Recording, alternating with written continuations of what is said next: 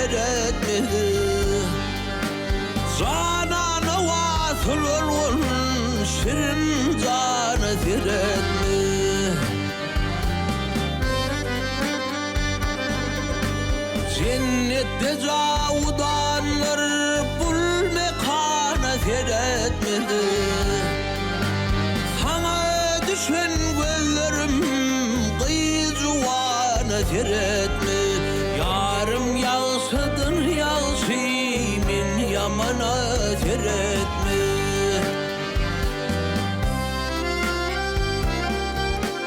Kete kete ne içsen hıynalı ak kolundan bugün kuşu çırmaşıp ayrılmaz kakılın.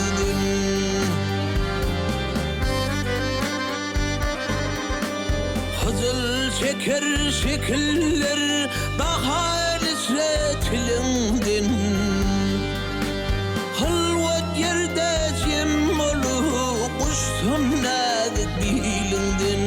Bağırına dal çıkan arduvana seyretme.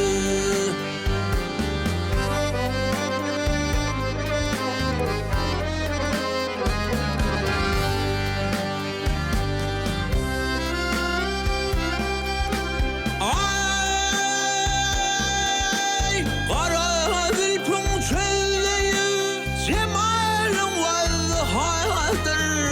Perilerin sultanı husn-i sıfatı şadır. Men sen yarın ışığına ölmekliğim rıvadır.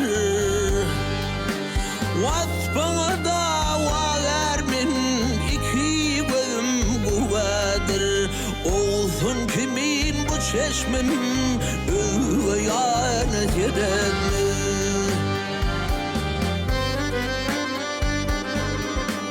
Tarlan kimin dalmanı akıl huşmalı sen.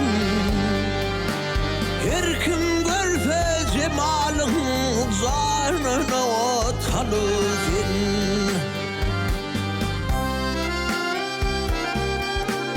Gamda bile tor kurup şiir bağrım dilüsin. Halk halımı ağlaşır